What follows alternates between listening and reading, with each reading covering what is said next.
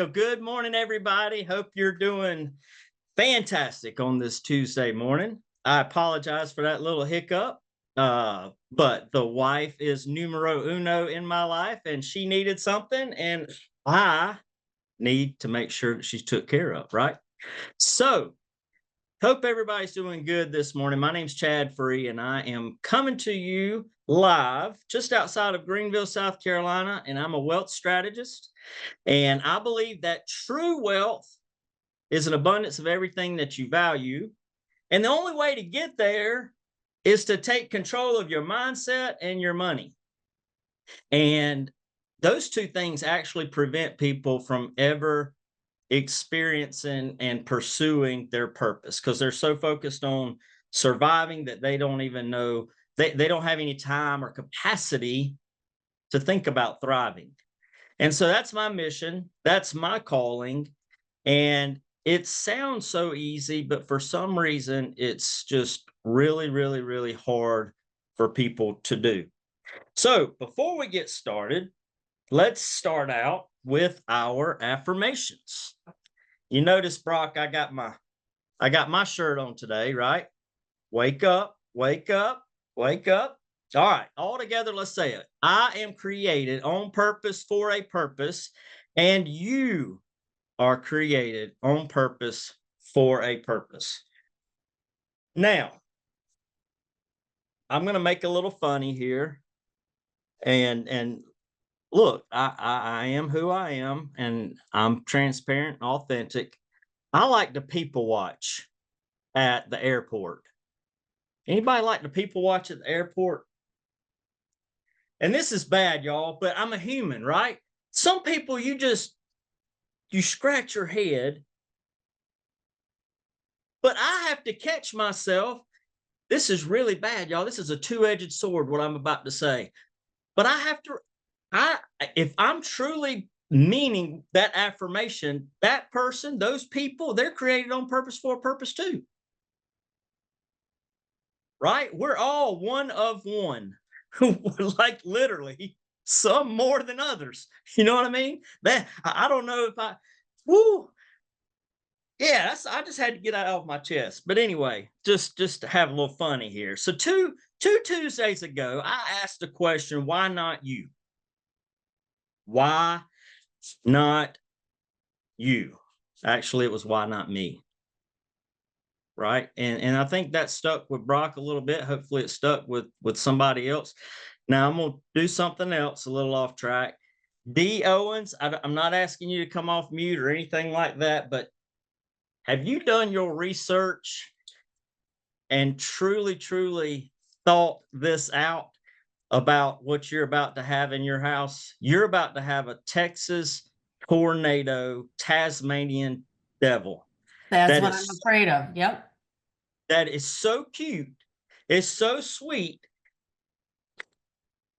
But I promise you, just shoot me a text and just whatever. I mean, that thing, those dogs, there's something else. I'm just making sure you're ready. You better wake up. You know what I mean? Be ready. That's all I gotta say. All right. So anyway, why not me? Why not me? That's what we talked about. So today I want to ask you a couple of questions. I want to ask you, what is your money doing for you? You know, when we ask the question, why not me? We're talking about mindset. See, that's a belief that you have to believe. Only you can believe and you control that belief, right? Why not me?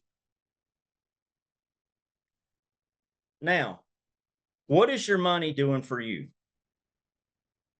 We all work. We've all, we know the script, been taught to go to school, work hard, study hard, make good grades, go to college, get a job, save, save, save, save, save, save, save. And then one day we hope that we can enjoy the fruits of our labor. All right. So I want to ask you, is your money working as hard for you as you've worked to earn it. Guys, this is not a surface question. I'm going to be real serious about this. I really want you to think about it. Block everything out of your mind and let's think about this. Is it working as hard for you as you are working for it? Or are you literally at the mercy of whatever happens, happens? You've heard me talk about hopium. And I want to ask you this question too. If there were strategies or money moves that have been kept from you, or that Wall Street has lied to you about, when would you want to know about that? When would you want to know about that? Again, most people, they've been taught to play the game of putting their money away, put it in a 401k, put it in stock market, what have you. But do you realize that you're putting up all your money, you're taking on all the risk, and the people who are in control of it, they are making all the money.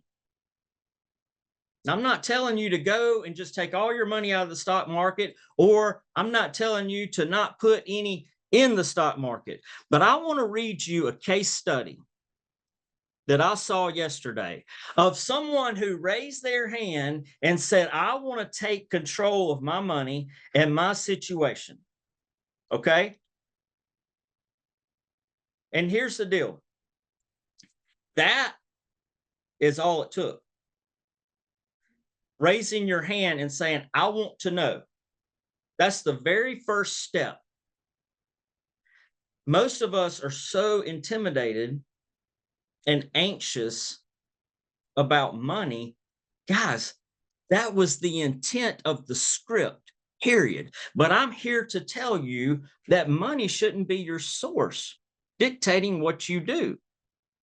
I know Chris and Zena were at the Aspire event, and then they went back to dive a little deeper to understand some of these money moves that the ultra wealthy do. I know Christian knows about some of these things. John Hart knows about some of these things. Wendy does. But I want to share something with you. This is going to blow your mind. And that's the intent. Because I want you to pay attention. This is a 60-year-old who has saved $300,000 in their retirement. Okay? If they just follow the script for the remaining time of their life and into retirement, the fourth quarter of their life, this is what they expect. All right? Using the S&P 500, they can expect to take out about $897,000 total in retirement income, pay about $269,000 in taxes, which takes them to $628,000, and leaving none to their family. Okay? Now, let me tell you about the person that raised their hand and said, I want to take full control of my money. This is a person, now listen, this is not for everybody. But this person went all the way. I'm talking triple black diamond money moves. Okay?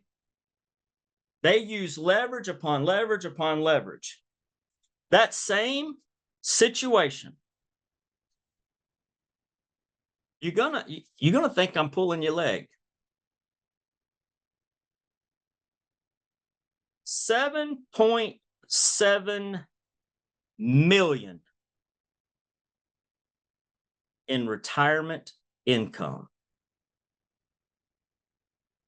$160,000 was paid in taxes, which means 7.6 million. Man, put a big dent in that retirement income, right? And guys, their potential estate was 20 million. 20 million. Now, do y'all want me to go over that again? Because I don't know if you got it. Sometimes people have to hear things 2 or 3 times.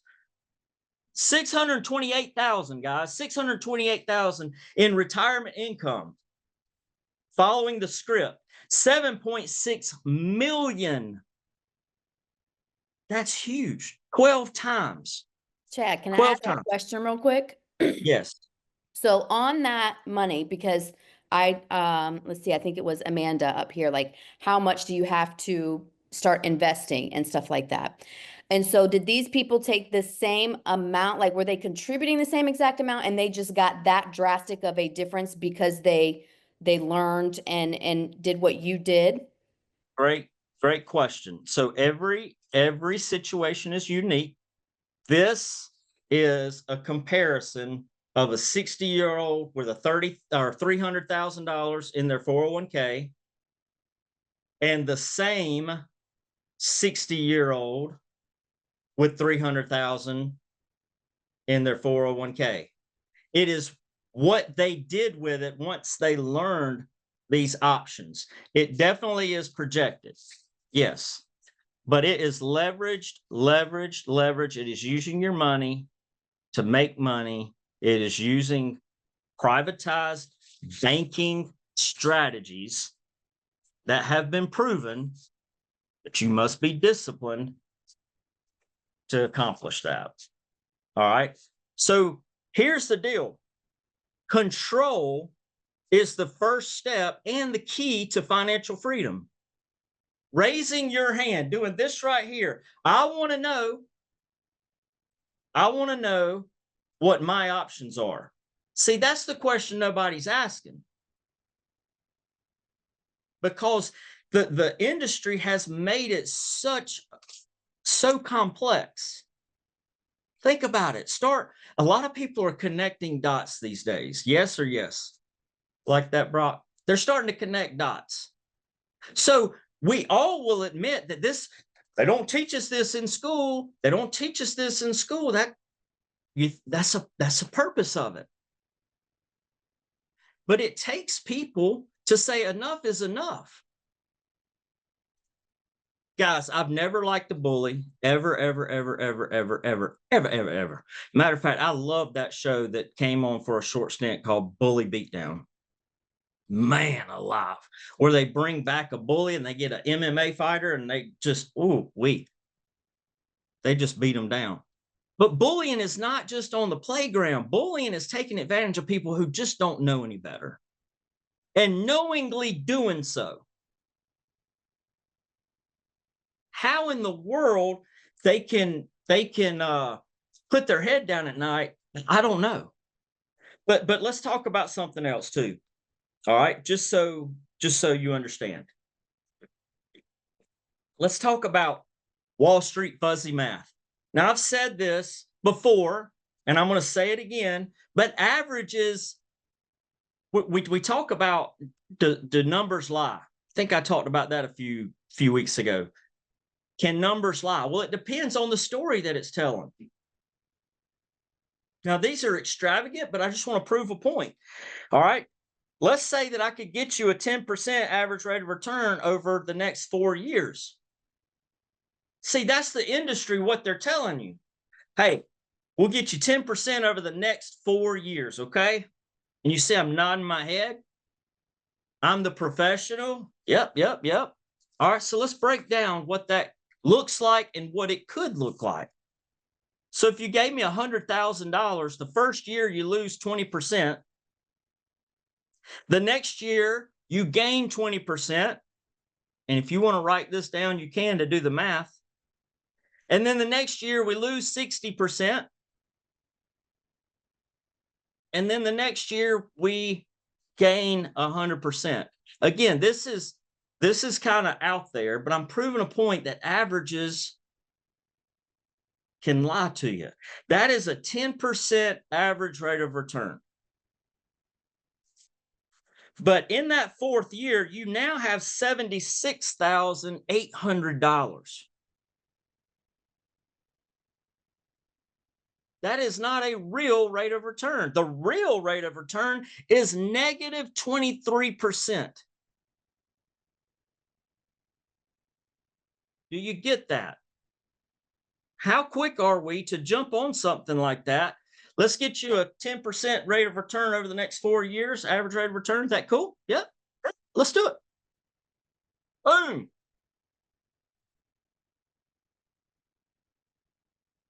Wake up.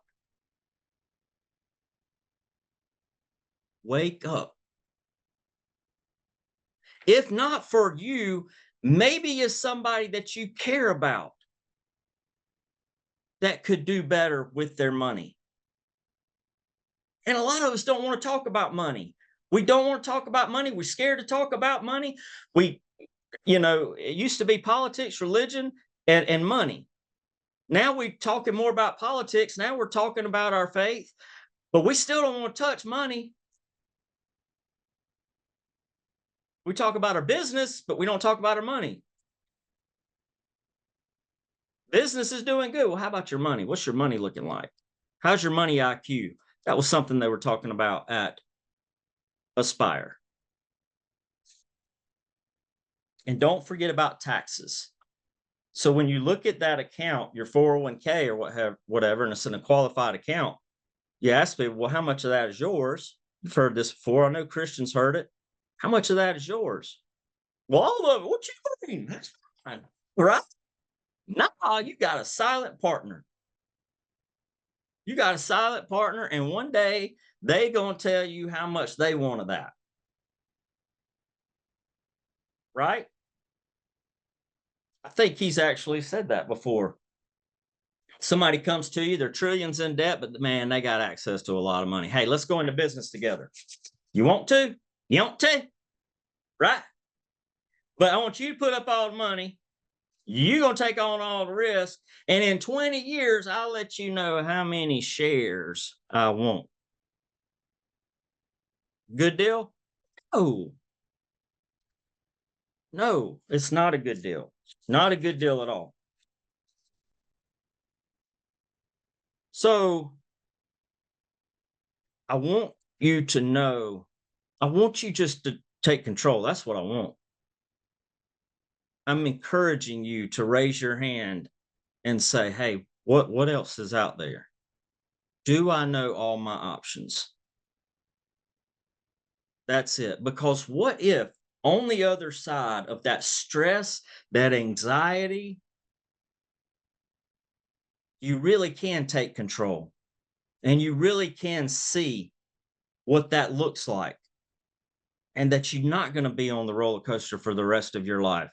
And you're not going to be addicted to hopium anymore because you are in control of it.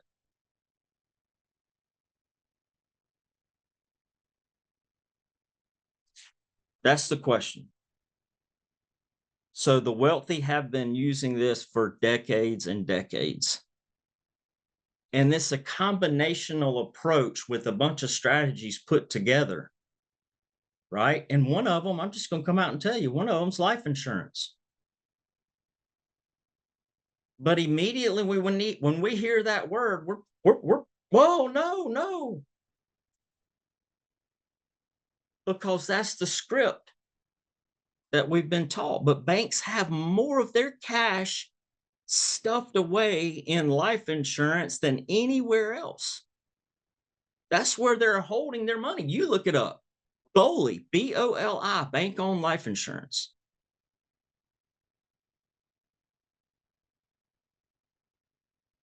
Matter of fact, it's what the financial titans are using. One of the main tools that they use to leverage their own money.